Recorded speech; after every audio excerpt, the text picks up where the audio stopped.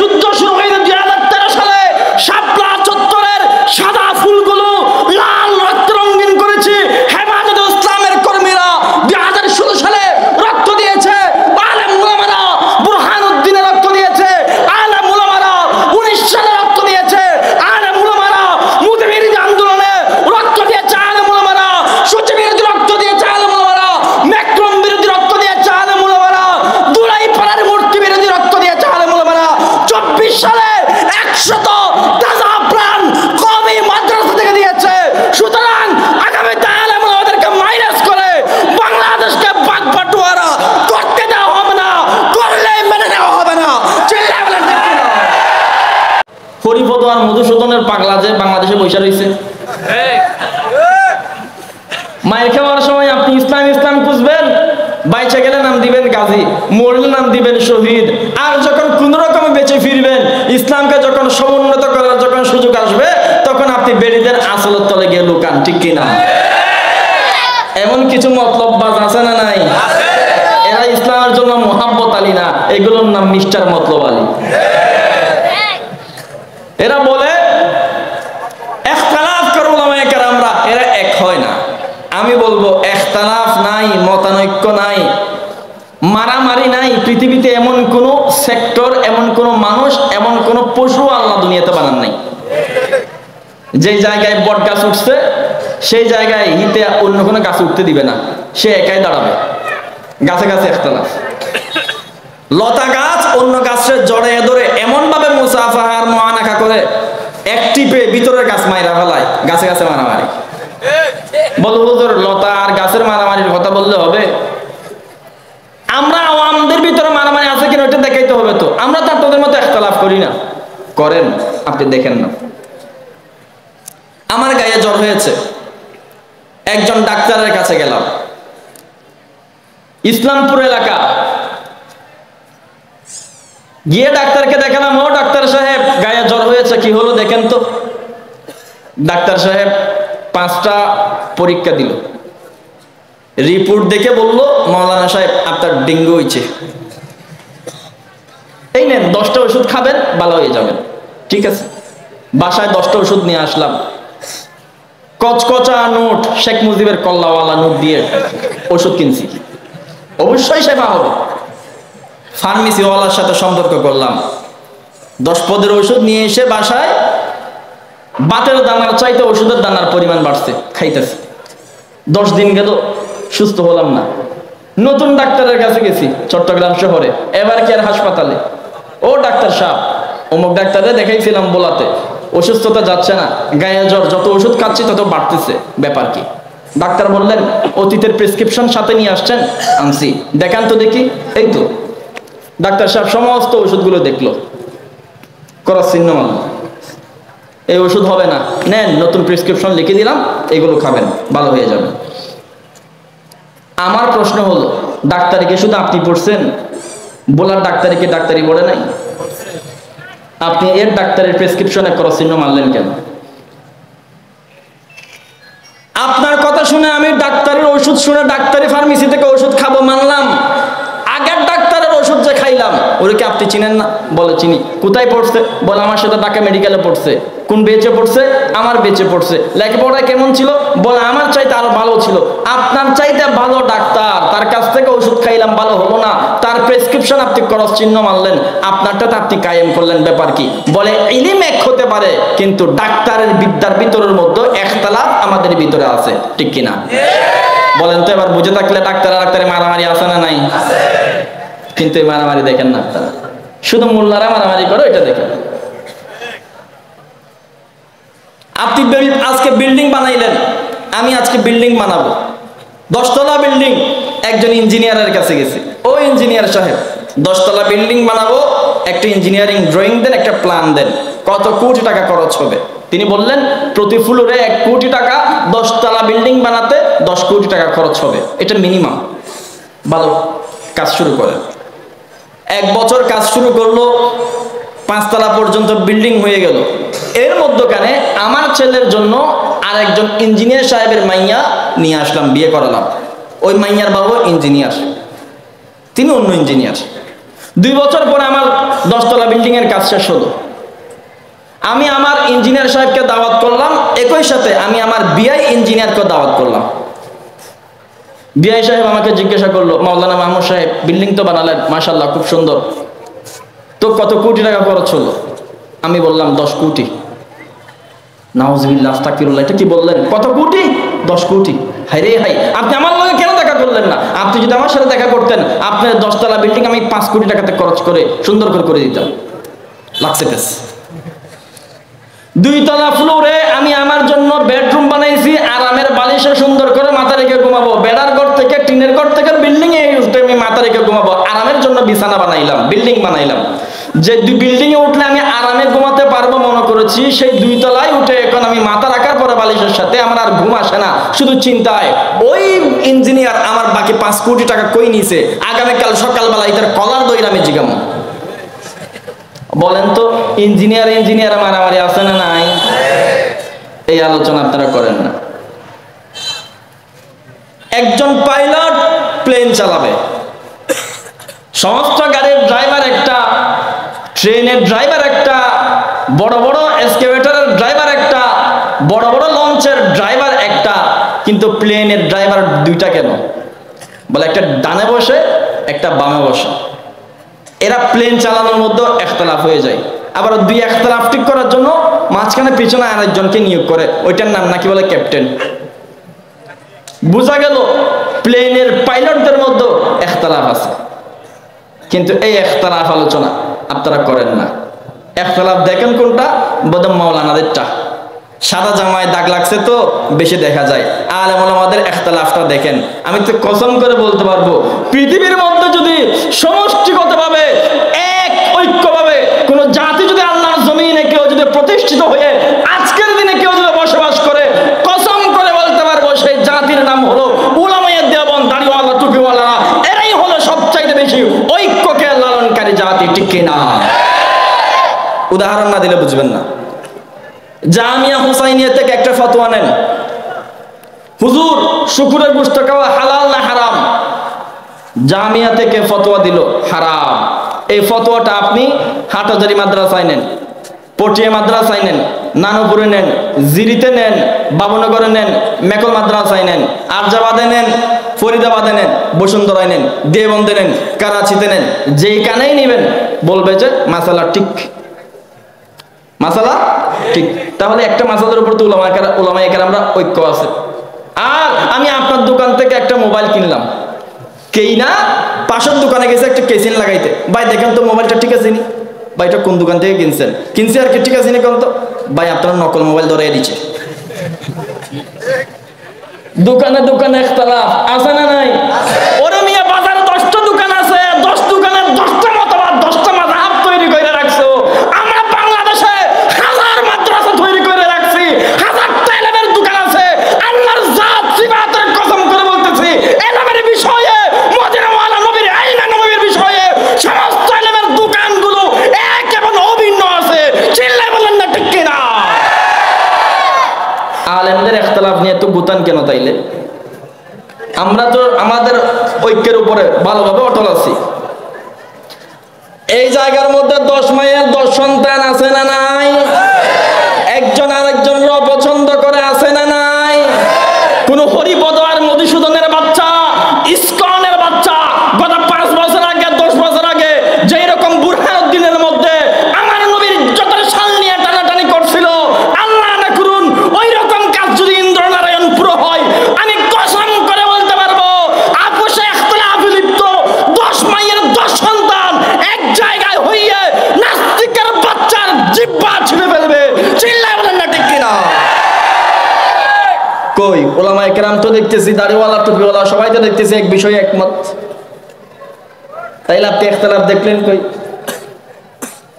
উলামাদের ইখতিলাফ নিয়ে চায়ের দোকান ফাটাই ফেলেন, চা খান আর গালাগালি করেন না। আপনার ভিতরে ইখতিলাফের ঠাসা আপনি দেখলেন না। আল্লাহ রাব্বুল আলামিন কোরআনে বলেন, ওয়াতাসিমু বিহাবলিল্লাহি জামিআন ওয়া লা তাফাররাকু। বান্দারে আমি আল্লাহর রজ্জুকে ভালোভাবে আঁকড়ে ধারণ করে থাকো, একে অপর থেকে আলাদা হবা না, বিচ্যুত হবা না, মানে ইখতিলাফ করবা না। উলামায়ে কেরামদের মধ্যে কিছু মডারেট উলামায়ে কেরামরা বলেন কালেমার ভিত্তিতে উলামাদের ইখতিলাফ হবে, বাংলাদেশের আওয়ামুন নাসের ইখতিলাফ মিটবে, কালেমার ভিত্তিতে ঐক্য হবে। আমি বলবো কালেমার ভিত্তিতে ঐক্য হবে না, ঐক্য হবে উলামায়ে কেরামদের জন্য আকীদা আহলে সুন্নাত ওয়াল জামাতের ভিত্তিতে। কালেমার ভিত্তিতে ঐক্য হওয়া মানে হলো শিয়াকেও আপনি কাফের বলতে পারবেন না, কাদিয়ানীকেও কাফের বলতে পারবেন না, আহলে কিতাব যারা এই দুনিয়ার মধ্যে ইহুদি আর খ্রিস্টান আছে এদেরকেও আপনি বাদ দিতে পারবেন না। মানে হলো এরও কালেমা মানে মুহাম্মদুর রাসূলুল্লাহর জায়গায় মুসা কালিমুল্লাহ মানে, ঈসা রূহুল্লাহ মানে, আর শিয়ারা আলিউন ওলিউল্লাহ মানে, আর মুহাম্মদে আরবির পরে কাদিয়ানীরা গোলাম আহমদ কাদিয়ানী রাসূলুল্লাহ মানে। এর দূরেই পার্থক্য। বুঝা গেল কালেমার ভিত্তিতে ঐক্য হবে না, ঐক্য হবে একমাত্র আকীদা আহলে সুন্নাতের ভিত্তিতে।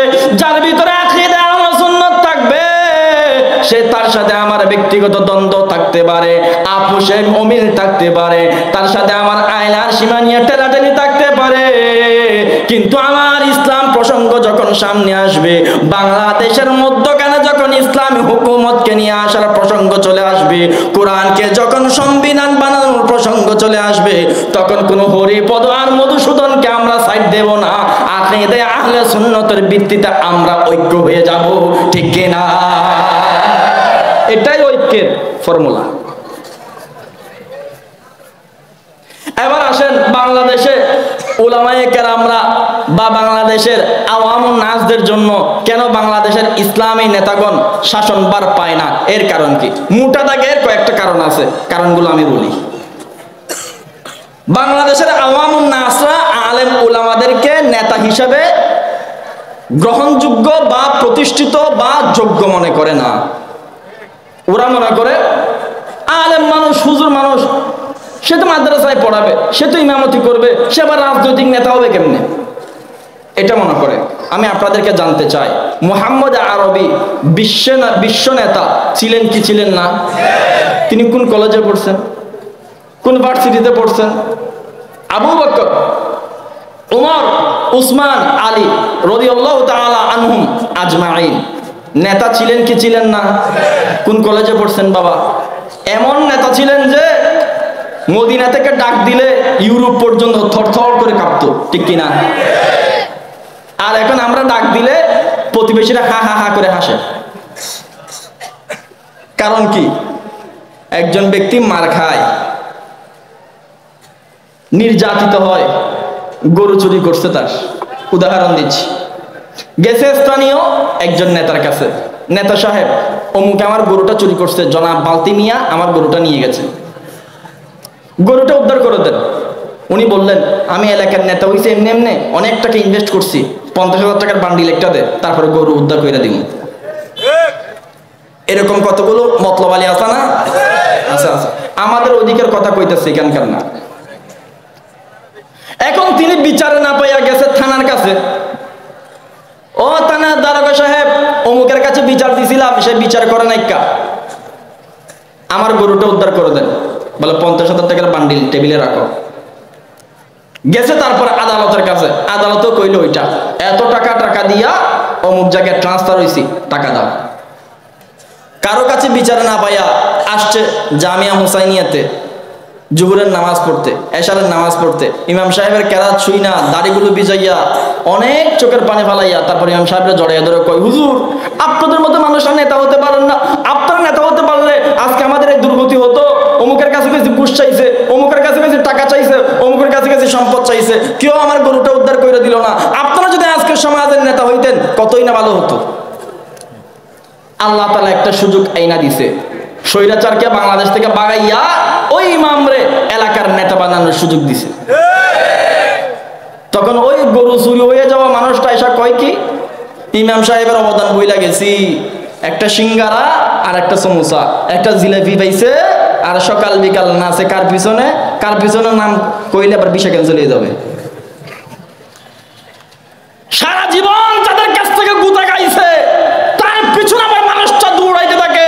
এই বুলা এলাকার মুসলমানেরা, ইন্দ্রনারায়ণপুরের মুসলমানেরা অন্তরে লিপিবদ্ধ করে নাও, পরিবারের পুরনো সদস্য আছে, পুরনো সদস্যকে আমি বাধ্য করব, জোর করব, আগামীতে ইসলামী নেতা যেই জায়গায় দাঁড়াবে তিনি আমার দুশ্মন হোক, ইসলামকে বিজয় করার জন্য আমার সমর্থন, আমার পরিবারের সমর্থন তার ভোট বাক্সের মধ্যে পড়বে, অন্য কোথাও পড়বে না। চিল্লায় বলেন ঠিক কিনা? আপনি যদি এই উদ্যোগ গ্রহণ করতে পারেন তবে বাংলাদেশে ইসলাম আসবে, এর আগে আসবে না। আর দেখেন দুঃখের কথা কাকে বলবো, 2000 মানুষ বাংলাদেশে মারা গেছে, আপনারা দেখেছেন। আপনারা মনে করতেছেন বাংলাদেশ শুধু ছাত্র সমাজরা স্বাধীন করেছে? আল্লাহর কসম না, বাংলাদেশ স্বাধীনতার পিছনে সবচাইতে বড় দায়ভার, সবচাইতে বড় অবদান আলেম উলামা দাড়িওয়ালা টুপিওয়ালা। এই যুদ্ধ 2024 সালে শুরু হয় নাই, এই যুদ্ধ শুরু হয়েছে 2013 সালে। শাপলা চত্বরের সাদা ফুলগুলো লাল রক্ত রঙিন করেছে হেফাজতে ইসলামের কর্মীরা।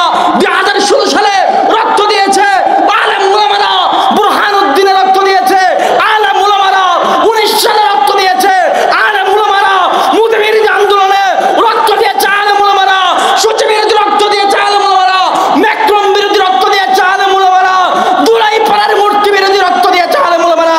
24 সালে 100 তাজা প্রাণ কওমি মাদ্রাসা থেকে দিয়েছে।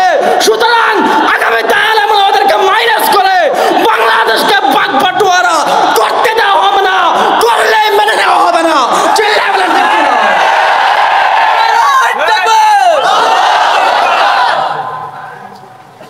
হরিপদ আর মধুসূদনের বাচ্চারা বাংলাদেশ বাগবাটোয়ারা করতে বসছে, অথচ বাংলাদেশ স্বাধীনতার পিছনে সবচাইতে বড় অবদান আলেম ওলামাদের, ঠিক কিনা? উদাহরণ দিলে বুঝবেন। আমরা তো মনে করেছি বাংলাদেশের উপদেষ্টা মণ্ডলীর যারা রয়েছেন এর মধ্যে অন্তত সিংহভাগ আলেম ওলামা দাড়িওয়ালা টুপিওয়ালার প্রতিনিধি থাকবে। আমার ধারণা ভুল। আমি আগামীর তরুণ প্রজন্ম এই জায়গায় যারা বসেছেন আলোচনা শোনার জন্য তাদেরকে বলবো, হাতে পাল্লা নিয়ে রক্ত মাপেন, হাতে পাল্লা নিয়ে রক্ত মাপেন। যাদের রক্তের পরিমাণ বেশি তাদেরকে আগামীর রাষ্ট্রের বার দেন। দেখবেন যে আলেম উলামার রক্তের বার সবচাইতে বেশি। আলেম উলামাদেরকে হ্যান্ডক্যাপ লাগানো হয়েছে, জেলখানায় বন্দি করা হয়েছে, দিনের পর দিন রিমান্ডে ফেলে রাখা হয়েছে। জুনাইয়াদ বাবুনগরীর মতো একজন শাইখুল হাদিসকে লাগাতার 19 দিন রিমান্ডের কারাভোগ নির্যাতন ভোগ করতে হয়েছে। এই আলেমদের অবদান আপনারা ভুলে যাবেন না। আলেমদের রক্তের অবদান সবচাইতে বেশি। মনে করেছি স্বৈরাচার বিলুপ্ত হয়েছে, উপদেষ্টা মণ্ডলীর বাংলাদেশে এসেছে, তাই বুঝি আমরা এখন সঠিক বিচার পাবো, সঠিক প্রাপ্য বুঝে পাবো। চট্টগ্রাম ভাষা একটা কথা বলে, যার নাই মেজেন্নে দুয়ারও তো নাই। মানে যার কপালে খাবার নাই মেজবানে গিয়েও নাকি নাই। আমাদের কপালের দুঃখ উপদেষ্টা মণ্ডলীর সময় আইসব গেল না। বাংলাদেশে নাকি বৈষম্য বিরোধী আন্দোলন হলো, আমি তো কসম করে বলবো সমস্ত সেক্টর থেকে বৈষম্য দূর হয়েছে। আলেম উলামাদের ব্যাপারে আলেম উলামাদের উপর থেকে বৈষম্য দূর করা হয় নাই। উদাহরণ দিলে বুঝবেন। উদাহরণ নেন, বাংলাদেশের কতগুলো মহিলা মানুষ নেপালে গেছে, কয়েকটা রাষ্ট্রকে পেছনে ফেলে ফুটবল খেলায় জিতছে। বাংলাদেশের কতগুলো বেড়ি কি নাকি ফুটবল খেলায় জিতলো, ওইটার নাম নাকি বলে সাফ, ময়লা না, ফুটবলের নাম বলে সাফ। সাফ ফুটবল খেলায় জিতে বাংলাদেশকে বলে সম্মানিত করেছে। বাংলাদেশের উপদেষ্টাদের ঘুম নাই, হারাম হয়ে গেছে ঘুম। বলতেছে কি বাগিনী কন্যারা বাংলাদেশকে বিজয় করেছে, বাংলাদেশকে সম্মান আইনা দিছে, অমুক জায়গায় গিয়ে 4টা রাষ্ট্রকে পেছনে ফেলে বাংলাদেশ 1 নম্বরের তকমা এনেছে। লেখালেখি করলো, বাংলাদেশের কয়েকজন উপদেষ্টা মণ্ডলী গিয়ে এয়ারপোর্টের মধ্যে তাদেরকে অভ্যর্থনা শুভেচ্ছা স্বাগতম জানালো। ভালো, ধন্যবাদ। আপনাদের দৃষ্টিকোণ থেকে বাংলাদেশকে সম্মানিত করছে বলতেছেন আর কি, জান করছে। ইসলামিক দৃষ্টিকোণ বাদ দিলাম, হাফ প্যান্ট পয়রা কেমনে সম্মানিত করলো ওই প্রসঙ্গ না হয় বাদিয়ে দিলাম। একই সপ্তাহে বাংলাদেশের কওমি মাদ্রাসার একটা সোনালী সন্তান তুরস্কের ময়দানে গিয়ে 110টি রাষ্ট্রকে পেছনে ফেলে কোরআনের হেফজ প্রতিযোগিতায় সারা বিশ্বের সবাইকে পেছনে ফেলে 1 নম্বরের সম্মানের গলার মালা গলায় লাগিয়ে বাংলাদেশের পতাকাকে তুরস্কের সাদা বালিময় জায়গার মধ্যে বাঁশের আগায় লাগাইয়া বাংলাদেশের পতাকাকে ফরফর করে উড়িয়ে বাংলাদেশকে সম্মানিত করেছে। আমি ব্যক্তিগতভাবে মনে করেছি বাংলাদেশের 17 উপদেষ্টা পরবর্তীতে 5 যুক্ত হলো, তাহলে 22 উপদেষ্টা সবাই বুঝি এয়ারপোর্টে গিয়ে এই বাচ্চা সন্তানটাকে রিসিভ করার জন্য, অভ্যর্থনা জানানোর জন্য, ওয়েলকাম শুভেচ্ছা স্বাগতম জানানোর জন্য হয়তোবা জ্যাম করে ফেলবে, ওয়েট করবে, অনেক হট্টগোল সৃষ্টি করবে। আমার ধারণা বিলকুল গলত। একজন উপদেষ্টা তো গেলই না, একজন উপদেষ্টা তো এদের দিকে তাকালোই না। মেয়েগুলো বিজয় হয়ে যখন বাংলাদেশে আসছে, প্রধান উপদেষ্টা থেকে চিঠি লেখা হলো, বার্তা প্রেরণ করা হলো।